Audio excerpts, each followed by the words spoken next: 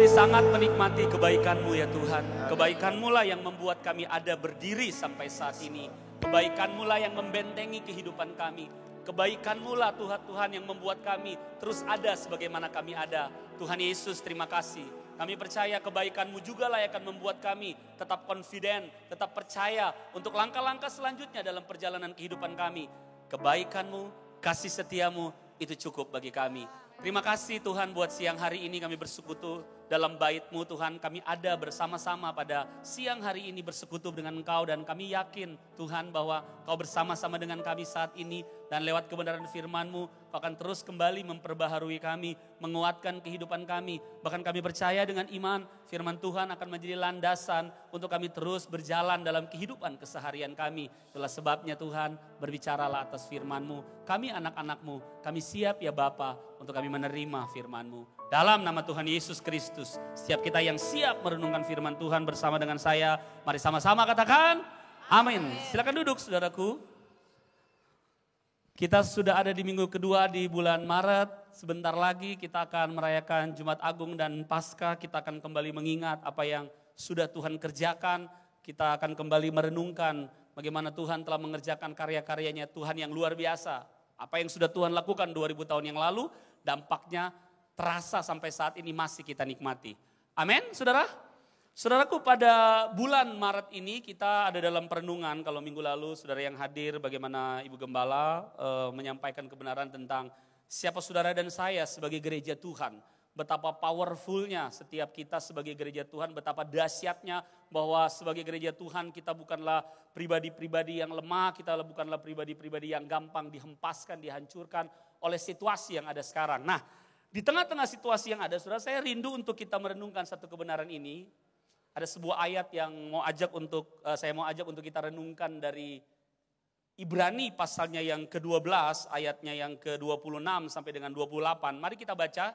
Tadi lagu sebelum kita penyembahan, lagu ini saudara. Ku sembah Engkau Yesus, walau dunia bergoncang. Nah ini dari dasar firmannya dari Ibrani 12 ayat 26 sampai dengan 28. Mari kita baca sama-sama saudara. 2, 3. Waktu itu suaranya menggoncangkan bumi. Tetapi sekarang ia memberikan janji.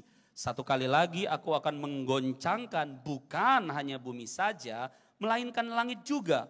Ungkapan satu kali lagi menunjuk kepada perubahan pada apa yang dapat digoncangkan. Karena ia dijadikan supaya tinggal tetap apa yang tidak tergoncangkan. Jadi karena kita menerima kerajaan yang tidak tergoncangkan, marilah kita mengucap syukur dan beribadah kepada Allah menurut cara yang berkenan kepadanya dengan hormat dan takut. Kalau saudara saat ini punya tanda tanya, kenapa situasi kehidupan dunia saat ini kok kayak begini? Ada banyak hal yang mengguncangkan banyak orang saat ini, termasuk di dalamnya orang percaya. Nah, kitab Ibrani sampai saat ini belum diketahui siapa penulisnya. Ada yang bilang Paulus, ada yang bilang murid daripada Paulus. Tapi siapapun penulisnya, percayalah pasti ini diilhamkan oleh Tuhan. Yang tujuannya, tema besar daripada kitab Ibrani adalah begini, sesuatu yang lebih baik. Jadi kalau saudara baca kitab Ibrani, saudara akan temukan selalu ada pembanding dari pribadi kah, dari tentang situasi apapun. Intinya adalah seperti saat ini saudara. Ini ada sebuah pembanding bahwa segala sesuatu akan digoncangkan kata firman Tuhan. Supaya tinggal tetap apa yang tidak tergoncangkan. Jadi sesuatu yang lebih baik. Dan kabar baiknya saudaraku, sesuatu yang tidak tergoncangkan ini bukanlah sesuatu yang belum kita terima. Kalau saudara perhatikan lagi ayat 28, kita telah menerima kerajaan yang tidak tergoncangkan itu. Makanya saudaraku saat ini kita ketahui situasi yang ada sekarang. Saya tidak mau menakuti saudara, tapi saya pikir firman Tuhan kita perlu relevan dengan situasi yang ada saat ini. Kalau dulu gempa bumi, ya goncangan-goncangan yang ada itu hanya sebatas contoh di satu kota, di satu negara. Kita yang ada di Indonesia, misalnya gempa bumi terjadi di Jepang paling banyak. Kita sebagai umat Tuhan, kita juga ikut sedih, kita mendoakan. Tapi jarak kita cukup jauh.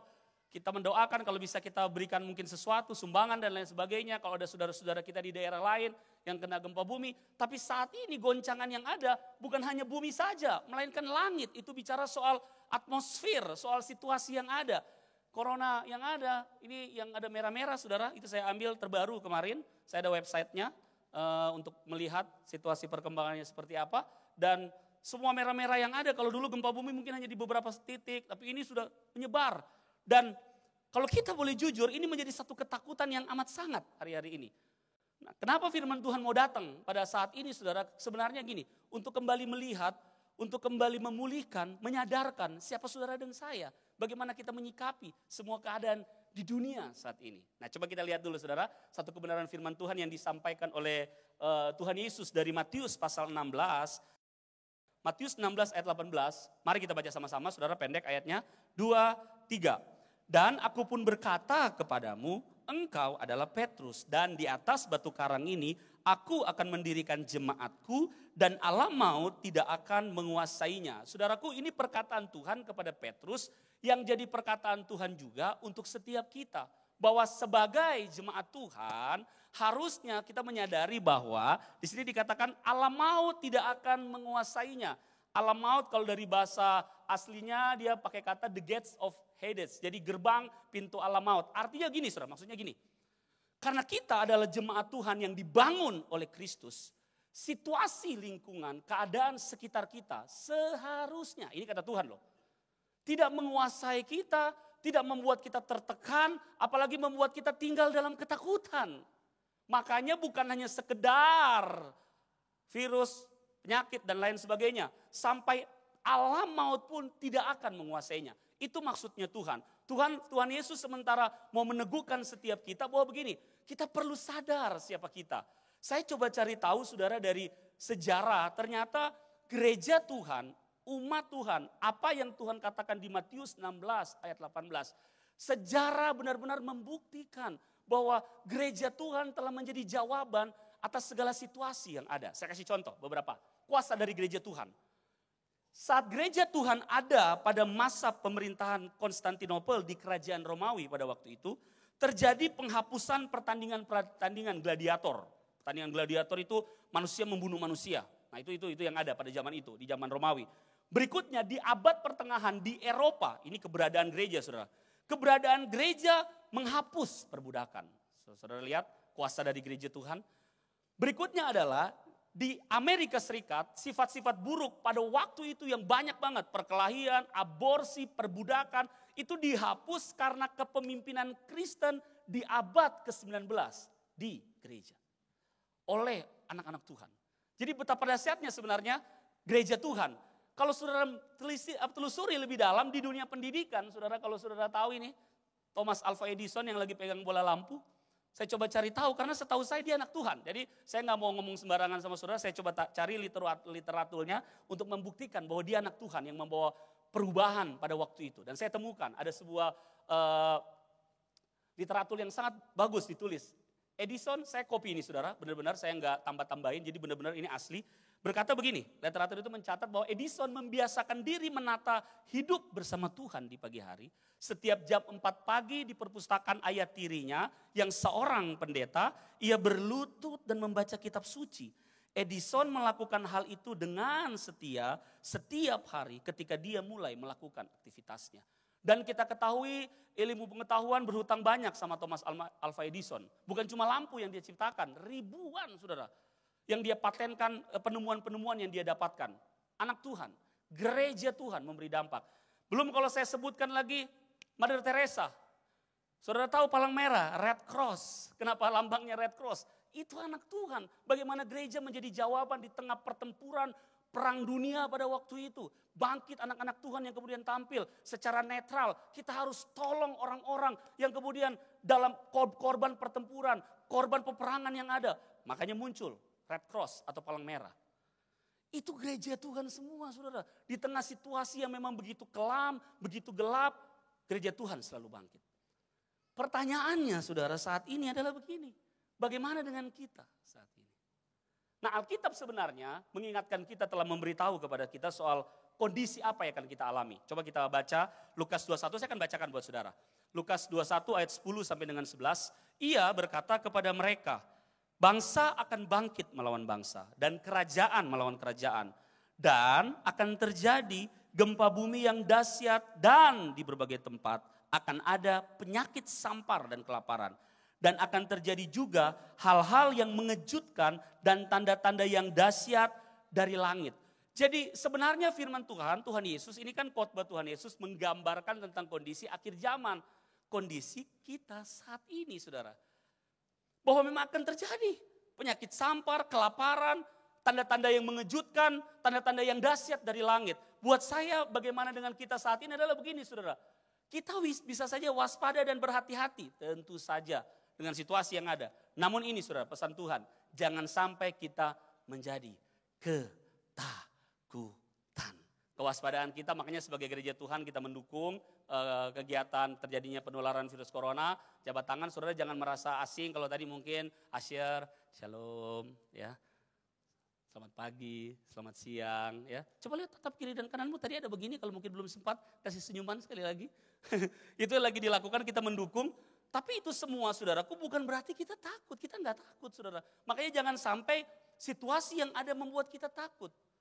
Tuhan telah memberikan gambaran kepada setiap kita. Yang menjadi pertanyaan adalah waktu menghadapi situasi seperti ini. Apa yang harusnya jadi respon kita sebagai anak-anak Tuhan. Bagaimana respon kita? Itu yang buat saya penting banget di hari-hari ini. Mazmur 91 ini di waktu-waktu barusan banyak sekali kita baca. Beredar di media sosial, di Facebook, Instagram. Buat saya oke banget, keren banget saudara kalau di situasi yang ada justru kita menghadapinya dengan kita mempercayai apa yang firman Tuhan katakan.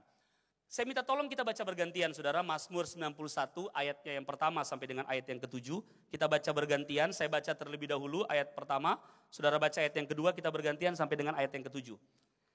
Orang yang duduk dalam lindungan yang maha tinggi dan bermalam dalam naungan yang maha kuasa, ayat yang kedua saudara.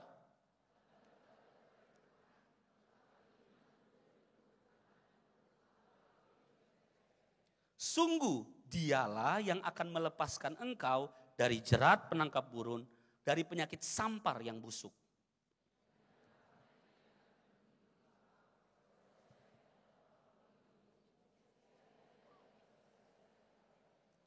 Engkau tak usah takut terhadap kedahsyatan malam, terhadap panah yang terbang di waktu siang.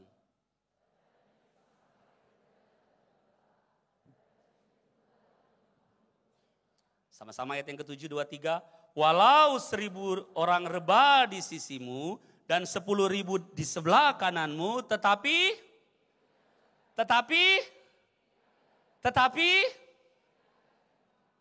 kasih senyum kiri dan kanan katakan, itu tidak akan menimpamu. Hal yang pertama bagaimana respon kita menghadapi situasi yang ada sebagai gereja Tuhan. Hal yang pertama saudara, kita perlu yakin dan percaya bahwa begini, Tuhan pasti melindungi kita. Katakan dengan saya sama-sama, 2, 3. Yakin dan percaya bahwa, kurang yakin saudara perkataannya. Sama-sama katakan 2, 3. Yakin dan percaya bahwa Tuhan pasti, yes saudara.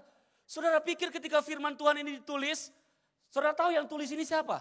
Mazmur 90, 91 itu yang menulis adalah Mazmur daripada Musa. Tidak semua loh ditulis oleh Daud. Tidak semua Mazmur ditulis oleh Daud saudara. Ada Mazmur yang ditulis oleh Musa. Saudara tahu ini berdasarkan pengalaman. Musa melihat dengan mata sendiri bagaimana pada waktu ada 10 tulah ada di Israel, di Mesir, di tanah Mesir. Orang Israel juga ada di tanah Mesir. Tapi orang Israel pada waktu itu dikelompokkan dan ditaruh di tanah Goshen. Musa melihat dengan matanya sendiri. Tulah boleh datang di Mesir pada waktu itu. Menghantam semua keluarga Mesir.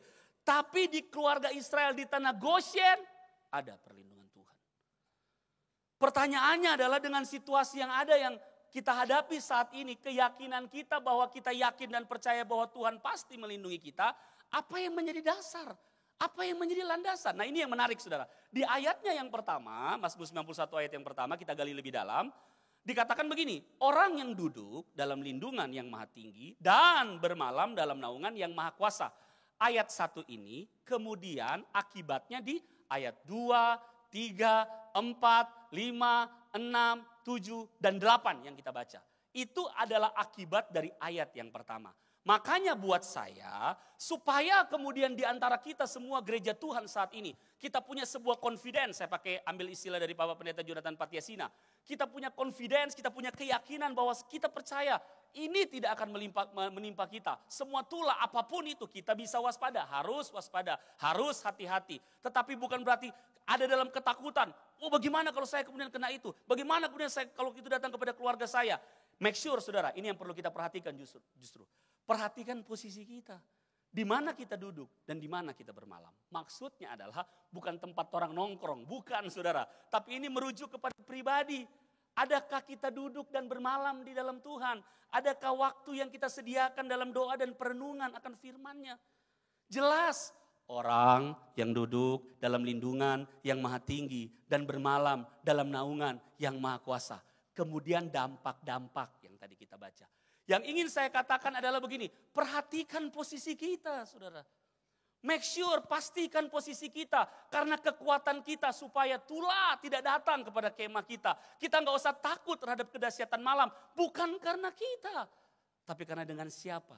Dengan pribadi siapa yang ada dalam kita. Makanya kunci ini saya boleh bilang satu kata kunci di sini adalah relationship kita. Hubungan kita dengan Tuhan. Makanya saudara kenapa kita di gereja hari-hari ini selalu diingatkan. Umat Tuhan, ayo kita berdoa. Ayo kita baca firman Tuhan. Karena memang hanya orang yang duduk dalam lindungan yang maha tinggi dan bermalam dalam naungan yang maha kuasa. Relation kita dengan Tuhan, hubungan kita dengan Tuhan yang memberikan kita kepastian. Saudara mau cari kepastian di mana lagi hari-hari ini? Tolong beritahu kepada saya. Kalau ada satu negara, adik kuasa sekalipun yang bisa memberikan jaminan kepastian. Hanya firman Tuhan yang berani memberikan jaminan kepastian. Orang yang bermalam, yang duduk dalam lindungan yang maha tinggi. Tulah tidak akan menimpa kepada kemahmu. Buat saya waktu saya baca ini, my goodness, kita berusaha cari kepastian di luar sana. Padahal dalam firman Tuhan jelas memberikan kepastian buat setiap kita. Kalau begitu kenapa kita masih mau bingung cari kepastian di luar sana? Kepastian di dalam Tuhan, makanya saya mau bilang begini. Kalau kita yakin bahwa kita ada persekutuan dengan Tuhan. Kalau kita yakin bahwa kita bukan hanya sekedar Kristen secara agama. Tapi kita Kristen karena hubungan. Kita tahu siapa yang ada di dalam kita. Siapa yang melindungi kita. Harusnya kita tidak perlu takut. Tadi ada yang tepuk tangan tapi ragu-ragu. Boleh tepuk tangan rame-rame untuk kemuliaan nama Tuhan? Keyakinan dan kepercayaan kita tadi saya katakan di lagu di ayat tadi yang kita baca itu Mazmur 91 ayat 1 sampai 7 kan di ayat yang ke-7 berkata walau 1.000 orang rebah di sisimu dan 10.000 di sebelah kananmu tetapi itu tidak akan menimpamu. Kita kan sering nyanyi saudara. Walau 1.000 rebah di sisiku kau tetaplah Allah penolongku. Walau 10.000 rebah di kananku takkan ku goyah sebab Yesus sertaku. Kita nyanyikan itu, tahukah saudara bahwa begini, apa yang kita renungkan dari firman Tuhan, apa yang kita dengar dari firman Tuhan, yang kemudian kita yakini jadi belief kita, jadi iman kita, jadi kepercayaan kita kepada Tuhan. Tahukah saudara bahwa segala sesuatunya akan diuji. Kita yang suka nyanyi dan bilang kiri kananmu. Kamu lebih dari pemenang. Jangan cuma bilang yang sebelah kanan. Bilang yang sebelah kiri. Kamu lebih dari pemenang. Halo. Buat saya ini adalah situasi ujian di mana kita harus menghadapi ini. Bagaimana respon kita? Apakah sebagai umat Tuhan kita larut, kita hanyut, kita terbawa arus. Untuk kita menjadi pribadi-pribadi yang takut. Bahkan sorry to say, ke gereja pun takut. Tapi buat saya, banyak selamat saudara yang sudah hadir siang hari ini. Itu tandanya, saudara semua tidak masuk dalam golongan orang yang takut. Amin. Makanya saya lepas banget ngobrol ini. Karena saya tahu saudara bukanlah orang yang takut. Amin. Cuma aminnya agak mencurigakan. Nah gak bercanda saudara ya. Yakin dan percayalah saudara bahwa begini. Tuhan pasti melindungi kita. Come on saudara, kita anak Tuhan. Tadi pagi saya katakan bahwa begini. Saudara perlu sadar siapa status kita di dalam Tuhan. Kesadaran akan status kita di dalam Tuhan akan menolong kita untuk tadi confident dengan situasi yang ada. Kita anak Tuhan. Lagu tadi di pagi hari tadi saya berkata bahwa Tuhan kita itu Bapa. Saya katakan kemudian bahwa begini. Mama saya Manado, Lumintang, papa saya orang Bangka Belitung, Melayu. Jadi orang kalau di rumah karena Melayu, jadi orang kalau panggil mama saya, kalau panggil opa saya, papa daripada papa saya, itu manggilnya Aba. Papa, Daddy, Papi. Hanya di kekristenan saudara akan temukan kita sebagai umatnya, kita bisa panggil Tuhan kita Papa, Daddy. Ini bukan bicara hanya soal sebutan. Tapi buat saya, Tuhan kemudian membuka dirinya, memberikan akses bukan hanya soal hubungan, tapi kepastian perlindungan. Saudara yang punya anak, saudara akan lakukan yang terbaik untuk melindungi anak saudara. Saudara yang punya anak, entah bapak, entah ibu, saudara pasti akan berusaha untuk bisa menjaga anak-anak saudara. Sorry to say, masa kita lupa? Siapa? Papa kita. Sebelum saya lanjut, tatap kiri dan kananmu dengan mata yang melotot, tapi jangan kurang ajar. Bilang, ingat Tuhan, torang pe Papa. Amin. Nah ini yang penting saudara, makanya kita baca ayat 14. Mazmur 91 agak tertutup sedikit, jadi saudara bisa baca Alkitab manual atau saya akan bacakan deh. Mazmur 91 ayat 14 sampai dengan 15. Sungguh hatinya melekat kepadaku. Nah maka, saudara lihat ya, saya beri bold. Aku akan meluputkannya, aku akan membentenginya, sebab ia mengenal namaku. Pengenalan, relation, ayatnya yang ke-15. Bila ia berseru kepadaku, aku akan menjawab. Aku akan menyertai dia dalam kesesakan. Aku akan meluputkannya dan memuliakannya. Kata meluputkan kembali muncul saudara. Tapi itu semua diulangi lagi nih. Di ayat-ayat yang terakhir dalam perikop dalam lindungan yang maha tinggi. Sungguh hatinya melekat kepadaku. Makanya buat saya yang jadi jaminan kita hari-hari ini adalah tadi saya katakan hubungan kita sama Tuhan. Kenapa kita yakin dan percaya bahwa Tuhan pasti lindungi kita? Karena kita tahu Tuhan tinggal di dalam kita. Tuhan bersama-sama dengan kita. Kita adalah anak-anak Tuhan. Kita berhak dibentengi oleh Tuhan. Mana aminnya? Perhatikan posisi kita. Kepada siapa torang melekat hari-hari ini? Saudaraku, torang berulang kali di gereja ini selalu diulangi. Kita ada doa pagi, saudara, setiap hari Sabtu jam 6 pagi. Itu doa korporat kita, doa bersama. Saya ajak yuk, tadi saya sudah ajak di ibadah raya 1. Banyak banget yang angkat tangan saudara. Siapa yang kemudian siap untuk datang doa hari Sabtu? Sadiki yuk. Jangan sampai yang ibadah raya 2 juga kalah. Kita perlu doa bersama-sama untuk menghadapi situasi yang ada. Ini panggilan urgent untuk gereja Tuhan bersatu untuk berdoa. Dan bersama-sama kita berdoa untuk kota kita, untuk bangsa kita. Hari Sabtu nanti jam 6 sore. Saudara bukan hanya berdoa untuk pribadi, saudara, tapi saudara akan berdoa untuk kota, untuk segala situasi yang ada. Yang siap untuk terlibat di doa pagi hari Sabtu jam 6. Angkat tangan. 1, 2, 3, 4, 5, 6, 7, 8. Mulai bertambah. Lumayan. Sekali lagi saya mau tanya kepada saudara. Kita nggak ada jaminan. Saya ajak ini saudara bukan semata-mata untuk kita menambah jumlah orang yang berdoa di gereja. Tapi hari-hari ini nggak ada lagi jaminan di luar sana. Saya coba cari saudara. Emang nggak ada jaminan. Jaminan kita menghadapi situasi yang ada saat ini hanyalah relation kita dengan Tuhan. Yang mau sama-sama berdoa bersepakat boleh angkat tangan. Wow, tepuk tangan, luar biasa. Kayaknya gak bakalan cukup ini Mam, hari Sabtu depan. Sesudah tadi yang pertama bahwa kita yakin dan percaya bahwa Tuhan pasti melindungi kita. Kita lihat dulu saudara. Dalam Yesaya pasal 60 ayatnya yang pertama. Tadi kita menghadapi situasi yang ada, kita perlu kepastian dulu di dalam kita. Karena kita gak mungkin bisa keluar sebelum ada kepastian di dalam kita. Makanya saya mulai dengan kita perlu yakin dan percaya bahwa Tuhan pasti melindungi kita. Dari firman-Nya kita sudah baca jelas situasi yang ada tidak seharusnya membuat kita menjadi takut dan lemah. tetapi pasti ada perlindungan Tuhan buat kita. Bagian yang kedua adalah, coba kita baca saudara dari Yesaya 60 ayatnya yang pertama sampai dengan ayat yang keempat, kita baca bergantian, saya mulai terlebih dahulu. Bangkitlah, menjadi teranglah, sebab terangmu datang dan kemuliaan Tuhan terbit atasmu. Ayat yang kedua saudaraku.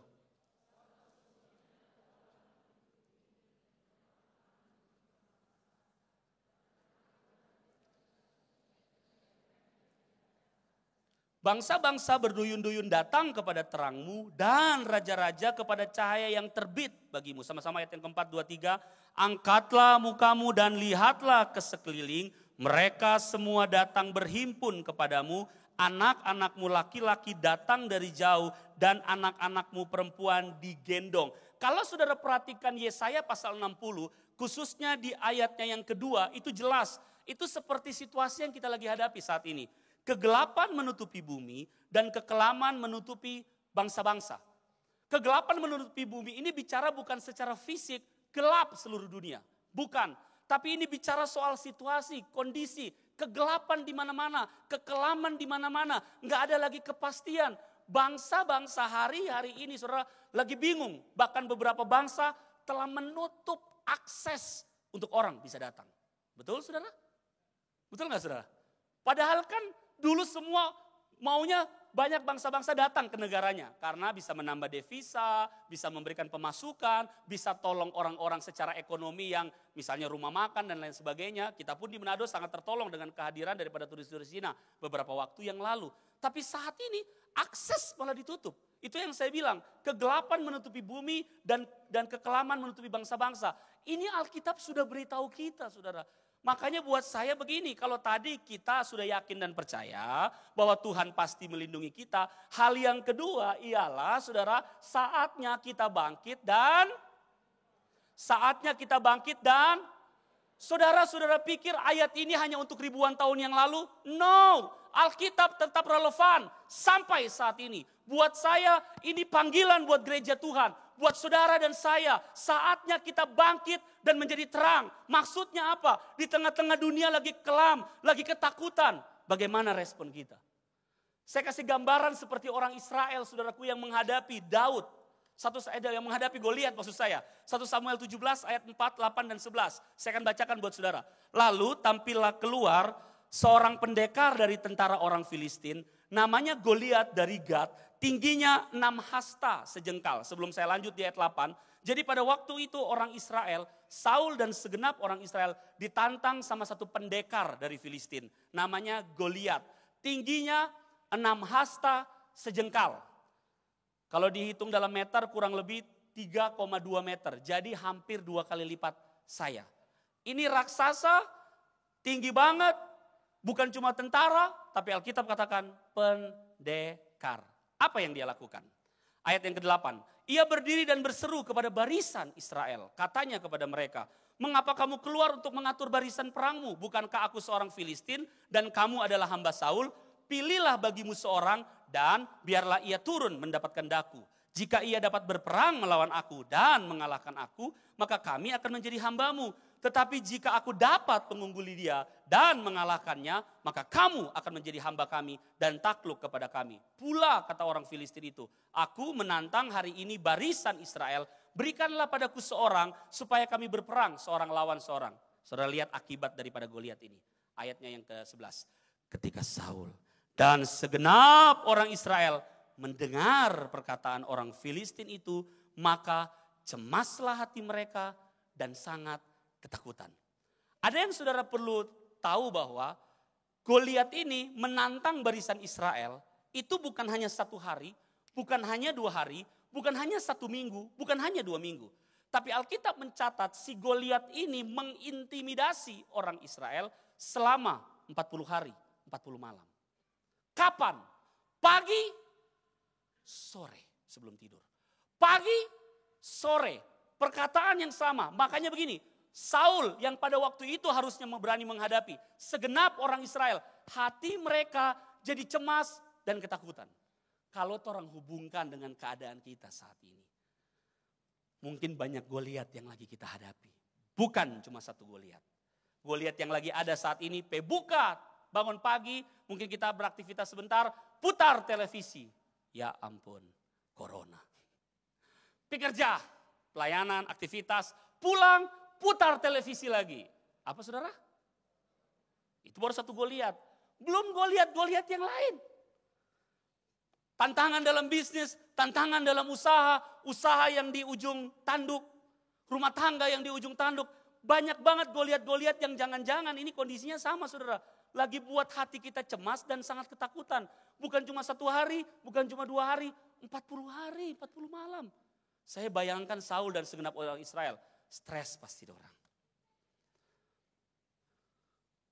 Pagi, sore, selama 40 hari.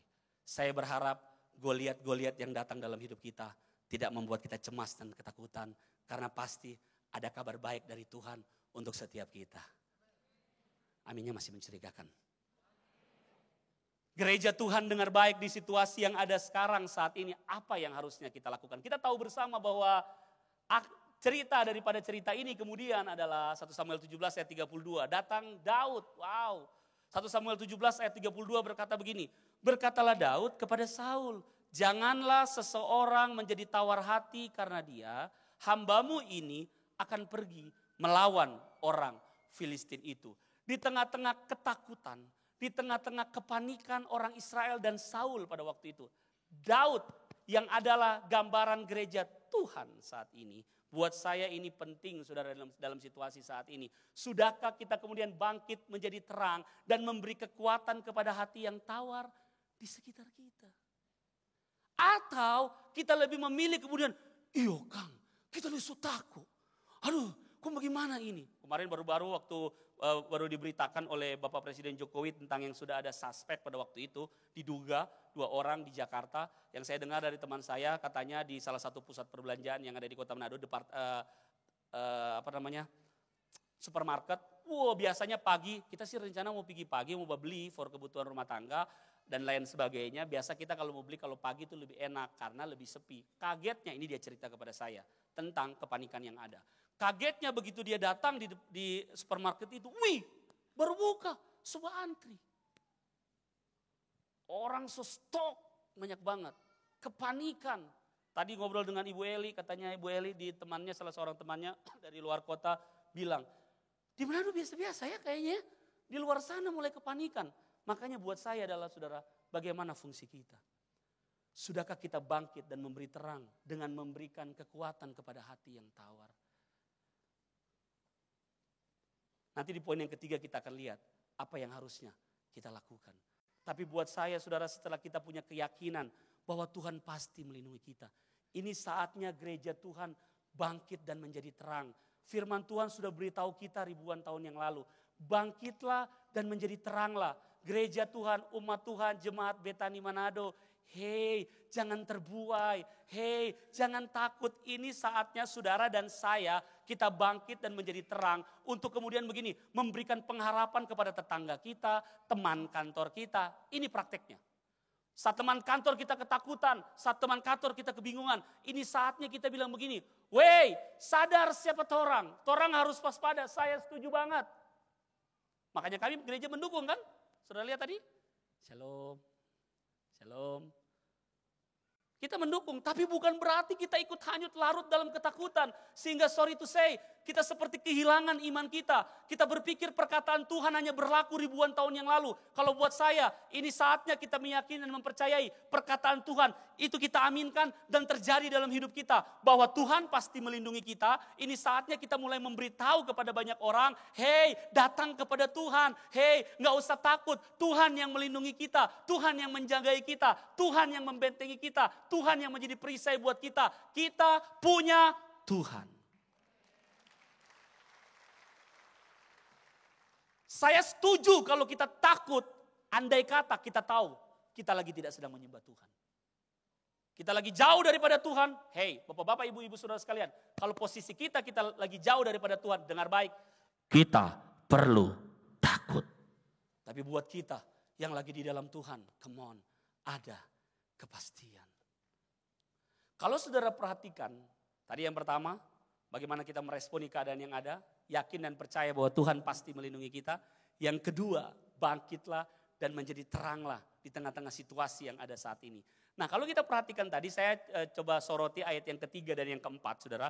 Bangsa-bangsa berduyun-duyun datang kepada terangmu dan raja-raja kepada cahaya yang terbit bagimu. Angkatlah mukamu dan lihatlah ke sekeliling. Mereka semua datang berhimpun kepadamu. Apa maksudnya dua ayat ini, saudara, di tengah situasi yang ada? Saudaraku, maksudnya begini, kalau kita baca kemudian 1 Samuel 17, sebelum saya masuk di poin yang ketiga, 1 Samuel 17 ayat 48, kan ketika Daud kemudian menghadapi Goliat, tadi kan Daud bilang, Tuanku Raja, jangan seorang pun menjadi tawar hati karena dia, hambamu ini akan pergi melawan orang Filistin. Jadi Daud tampil sebagai gereja Tuhan dalam konteks kita saat ini. Saudara tahu apa yang kemudian terjadi? Ayat 48 kita baca sama-sama, saudara. 1 Samuel 17 ayat 48, satu ayat dulu kita baca. 2, 3. Ketika orang Filistin itu bergerak maju untuk menemui Daud, maka segeralah Daud berlari ke barisan belakang dan kabur dari orang Filistin itu. Apakah begitu ayatnya? Saya salah ya, saudara? Saya salah. Saya pikir begitu. Saya baca dari asumsi saya. Saya pikir Daud akan kabur. Tapi kita baca sekali lagi yuk. 2, 3. Ketika orang Filistin itu bergerak maju untuk menemui Daud, maka segeralah Daud berlari ke barisan musuh untuk menemui orang Filistin itu. Saudara, saya perlu gambarkan ayat ini. Kalau orang cuma baca begitu, kurang nancep nanti.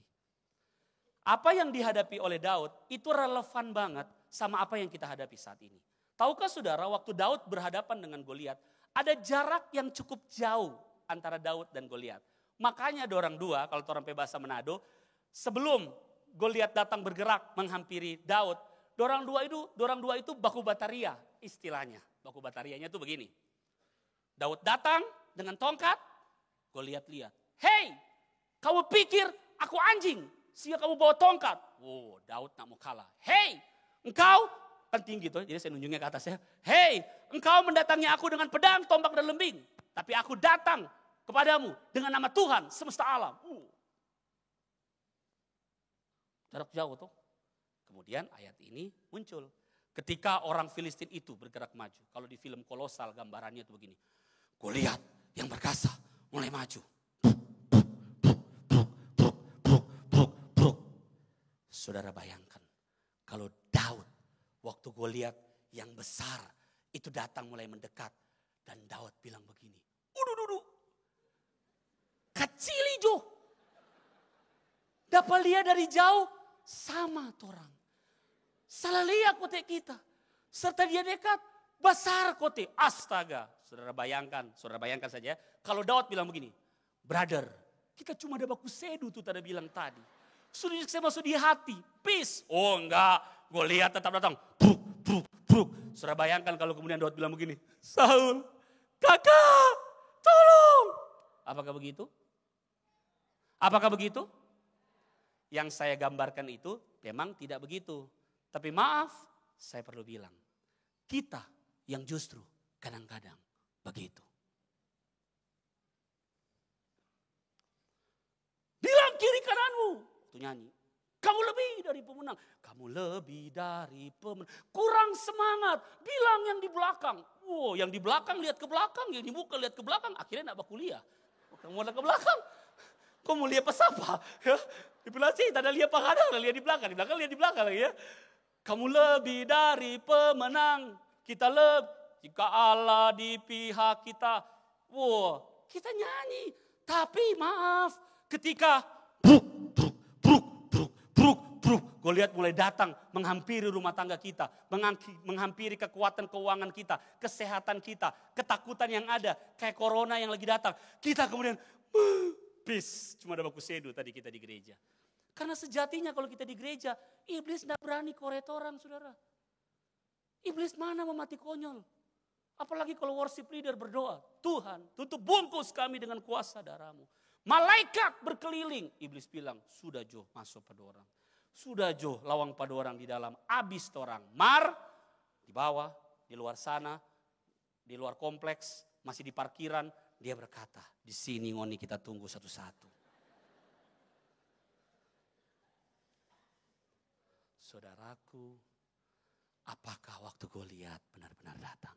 Ini gambaran situasinya nih. Goliat lagi datang nih. Benar gak saudara? Udah ada di Jakarta. Apakah kita memilih takut? Sudah juga orang ke gereja. Tuhan kan suka orang kasih orang hikmat. Pakai ayat lagi. Pakai pembenaran. Tuhan kan suka kasih orang hikmat. Biarlah ketut orang mau pergi gereja. Mereka tuh banyak orang di gereja. Sudah juga orang pergi gereja. Tapi sekali lagi saya berani ngomong dengan ringan. Karena saya tahu yang saya bilang tidak ada di sini. Buktinya apa? Buktinya saudara datang. Amin saudara. Kita baca ayatnya yang ke-50 sampai 53. Demikianlah Daud mengalahkan orang Filistin itu dengan umban dan batu. Ia mengalahkan orang Filistin itu dan membunuhnya tanpa pedang di tangan. Tuhan banget ini yang mengerjakan. Daud berlari mendapatkan orang Filistin itu, lalu berdiri di sebelahnya, diambilnyalah pedangnya, dihunusnya dari sarungnya, lalu menghabisi dia. Dipancungnyalah kepalanya dengan pedang itu. Ketika orang-orang Filistin itu melihat bahwa pahlawan mereka telah mati, maka larilah mereka. Maka bangkitlah orang-orang Israel. Ayat selanjutnya. Maka bangkitlah orang-orang Israel dan Yehuda. Mereka bersorak-sorak lalu mengejar orang-orang Filistin sampai ke dekat Gad. Dan sampai pintu gerbang Ekron. Dan orang-orang yang terbunuh dari orang Filistin bergelimpangan di jalan ke Saraim. Sampai Gad dan sampai Ekron. Kemudian pulanglah orang Israel dari pemburuan hebat atas orang Filistin. Lalu menjara perkemahan mereka. Poin yang ketiga di tengah situasi yang ada, setelah kita yakin dan percaya bahwa Tuhan pasti melindungi kita. Confident ini yang kita pegang, bukan karena kekuatan kita sekali lagi. Bukan karena kehebatan kita punya masker dan lain sebagainya. Bukan karena kehebatan kita menghadapi tantangan-tantangan yang sementara kita hadapi. Tapi confident yang kita yakini bahwa gini, kita punya Tuhan yang pasti akan melindungi kita. Nah yang kedua tadi adalah waktu kita sadar ini saatnya kita bangkit dan menjadi terang.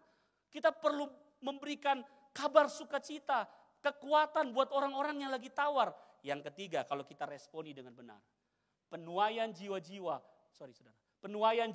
akan terjadi jika kita berespon dengan benar di situasi ini. Masih ingat tadi Yesaya katakan, bangsa-bangsa akan datang kepadamu.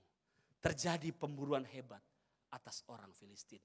Yang saya baca, sejarah selalu mencatat, biasanya di mana ketika ada chaos, kekacauan, dan tampil gereja Tuhan, penuaian jiwa-jiwa itu terjadi. Saya kasih contoh prakteknya. Saudara mungkin bertanya-tanya bingung selama ini. Susah kita ajak kita pe suami, tidak pernah mau ke gereja. Kita ajak kita pe anak-anak, tidak pernah mau ke gereja. Kita ajak kita pe istri, tidak pernah mau datang beribadah kepada Tuhan. Kita selalu datang sendiri. Saudara dengar baik. Di situasi sekarang ini banyak orang lagi takut dan bingung. Buat saya jangan sampai orang keluarkan kalimat, itu kuat ngana, tidak pernah masuk gereja. Jangan saudara. Tapi buat kita sebagai anak-anak Tuhan hari-hari ini, kita bisa berikan pengharapan. Papa, mama, jaminan yang pasti cuma ada di dalam Tuhan. Mau ke negara mana? Kalau dulu kekacauan di Jakarta, orang kaya lari ke Singapura.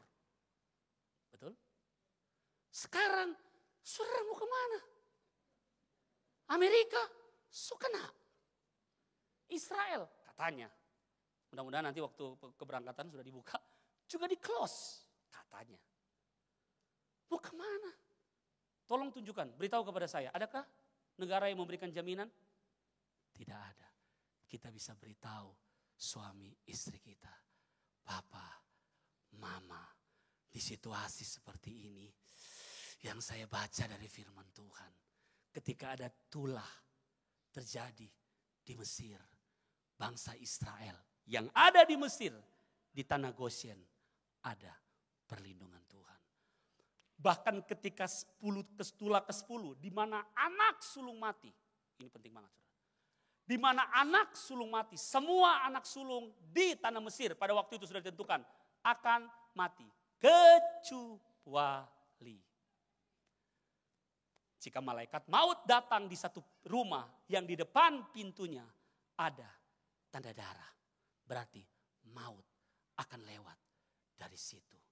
Buat saya ini juga jadi kepastian buat setiap kita. Saya mau tanya, tanda darah Yesus ada di mana saudara? Ada di mana? Ada di mana? Saudara yang percaya Yesus sebagai Tuhan dan Juru Selamat, maaf. Jangan terima itu secara agama. Yang penting kita Kristen, puji Tuhan. No, buat saya darah Yesus, terima Yesus sebagai, makanya saya sampai saat ini pribadi yang sangat bersyukur. Makanya begini. Tahukah saudara ini penuaian jiwa-jiwa akan terjadi. Peka dengan situasi. Jangan ikut takut, tapi ini saatnya di kantormu orang lagi takut. Langsung bilang, hey, jawaban atas semua ini hanya ada di dalam Tuhan. Kalau orang berkata, masa iya di mana-mana ini virus? Tunjukkan, ada ayatnya saudara.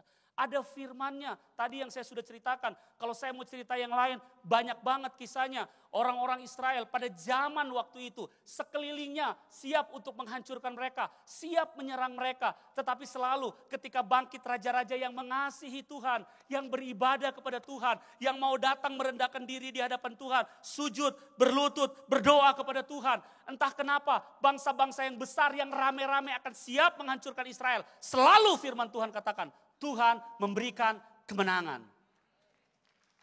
Saya suka perkataan Mama beberapa waktu yang lalu. Mereka pada waktu itu belum percaya Yesus sebagai Tuhan dan Juru Selamat. Mereka terikat oleh karena perjanjian Allah Bapa dengan Abraham, Ishak dan Yakub. Terlebih saat ini saudara dan saya, my God, saudara dan saya ada. Bukan karena ikatan Allah Abraham, Allah Ishak, Allah Yakub. Tapi kita terikat oleh karena darah Yesus di atas kayu salib. Bukan hanya karena keturunan. Lebih daripada itu kita terikat oleh karena darah Yesus. Makanya saya yakini begini. Pasti Tuhan akan melindungi kita. Yang terakhir yang saya mau bilang adalah, this is the time, the rise of the church. Kebangkitan gereja Tuhan. Kita bersatu bersama-sama dalam doa, prayer in community. Itulah sebabnya kita perlu bersatu dalam doa. Enggak bisa kita sendirian. Kita perlu bersama-sama. Yakini saudara begini, yakini begini. Kalau kita ada dalam kebersamaan sebagai gereja Tuhan. Makanya ada lagu yang bilang, bangkit gereja Tuhan. Bukan lusa, bukan tahun depan. Tapi apa? Sekarang maju dalam kuasa Roh Kudus. Dan seterusnya. Saya juga lupa kalimatnya. Tapi yang saya ingin bilang adalah bangkit gereja Tuhan sekarang. Saya juga mau bilang buat bapak-bapak, ibu-ibu. Mari kita bangkit berdiri. Saya selesai saudara. Tepuk tangan untuk Tuhan kita yang besar. Kita naikkan pujian itu, bangkit gereja Tuhan sekarang. Saudara bersemangat dulu. Amin saudara. Biar saudara keluar sebentar. Tidak dengan ketakutan. Tapi saudara keluar dengan keyakinan. Bahwa kemenangan pasti jadi bagian kita. Amin. Amin saudara. Percayalah dalam hal apapun Tuhan pasti membela kita. Bangkit gereja Tuhan sekarang. Yes. Maju dalam kuasa Roh Kudus. Yes. Kemenangan telah diberikan, kuasa dosa dipatahkan, umatnya dipulihkan, bersoraklah. Sekali lagi katakan dengan iman, gereja Tuhan. Bangkit gereja Tuhan Kapan? sekarang. Yes, amin. Maju dalam Kami maju dalam kuasa Roh ya Tuhan. Yes. Kemenangan sudah Tuhan berikan. Kuasa dosa dipatahkan, umatnya dipulihkan, bersoraklah. Mari saling mengurapi, saling mencurahkan berkat dari Tuhan kiri dan kananmu. Kuasa mujizatnya terus dinyatakan.